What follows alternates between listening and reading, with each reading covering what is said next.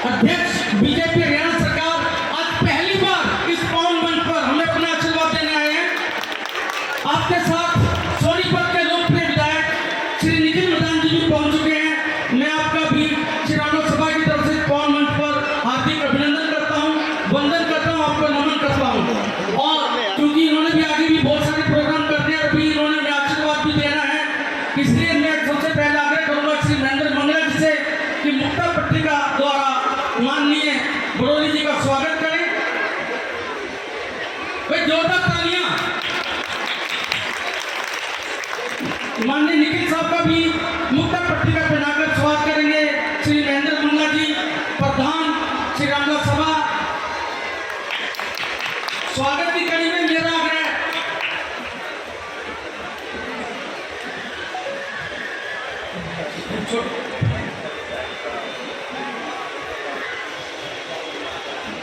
इसी प्रकार से पूरे देश और दुनिया में ये रामलीलाओं का मंथन होता है और इसका उद्देश्य भी यही है कि भगवान जैसे जो मर्यादा पुरुषोत्तम भगवान राम, उनके जो जीवन से सीख मिलती है वो लेकर अपने एक अच्छे नागरिक की भूमिका में हम रहे। अगर रामायण का पूरा पृष्ठ को, पूरे रामायण को आप पढ़ेंगे, उसमें एक मर्यादा में रह के किस प्रकार से परिवार में आदमी की अपनी भूमिका हो, किस प्रकार से भाई की भूमिका हो, किस प्रकार से पत्नी की भूमिका हो, किस प्रकार से सभी रिश्तेदारों की भूमिका हो और किस प्रकार से एक राजा की भी भूमिका हो, वो पूरा वर्णन रामायण के अंदर देखने को मिलता है। और किस प्रकार से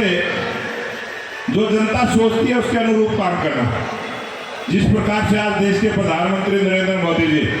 उनकी खासियत भी यही है कि जनता की आवाज़ को सुनना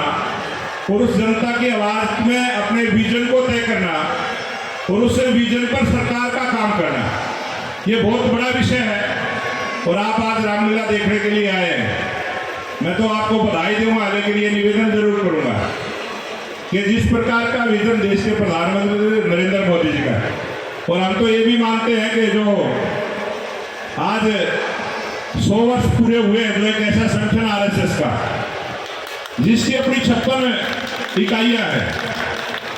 और अलग अलग क्षेत्र में अलग अलग काम करते हैं।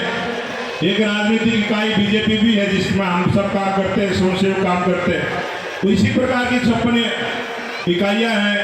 वो अलग अलग क्षेत्र में काम करती है। उनका भी विजन यही था, संघ का विजन भी यही था कि जो हमारा संगठन है वो हर प्रकार की आवाज़ को सुने, उस पर अपना विजन तय करे और उस विजन को तय करते हुए उसकी दूरदर्शी सोच के साथ देश को आगे लेके जाए। ये बहुत बड़ी विषय है और उस विषय को लेकर जो आज हमें सौभाग्य है कि उसी विजन को लेकर जो सरकार बनी और देश के प्रधानमंत्री नरेंद्र मोदी जी जो काम करते हैं वो उसी विजन पर काम करते हैं। प्रत्येक महीना मन की बात के माध्यम से आप सबने देखा होगा, अलग अलग प्रकार की चर्चा करते हैं कि देश और दुनिया में क्या चल रहा है, भारत के बारे में कौन क्या सोचता है, सनातन के बारे में कौन क्या सोचता है और इस देश के विकास के बारे में क्या जनता चाहती है वो सरकार करे, और जो समाज के लोग हैं वो अपने समाज के बारे में क्या सोचते हैं कि समाज के लिए सरकार क्या काम करे। इस प्रकार से बहुत बड़ा विजन जो भगवान श्री राम के अगर आदर्श को आप देखेंगे, भगवान श्री राम की जो रामायण को आप पढ़ेंगे, चाहे वाल्मीकि की रामायण हो चाहे तुलसीदास जी की रामायण हो, बहुत ज्यादा अंतर नहीं है। उस समय के दोनों कवियों ने बहुत अच्छी रचना की है और हम सनातन को मानने वाले लोग उसकी पूजा करते हैं, उस सिद्धांत पर चलते हैं। तो मैं आप सबसे निवेदन करूंगा कि जो रामायण का मूल सार है कि आज का जो दिन है, आज का दिन इसी प्रकार का है, ये कोई युद्ध का अंत नहीं है, ये इस प्रकार का युद्ध लगातार सदियों से चलता रहा, सदियों से चलता रहेगा। ये विचारों का युद्ध है, ये सोच का युद्ध है। तो जिस सोच को लेकर भगवान श्री राम ने जो बात कही थी कि आज का दिन बुराई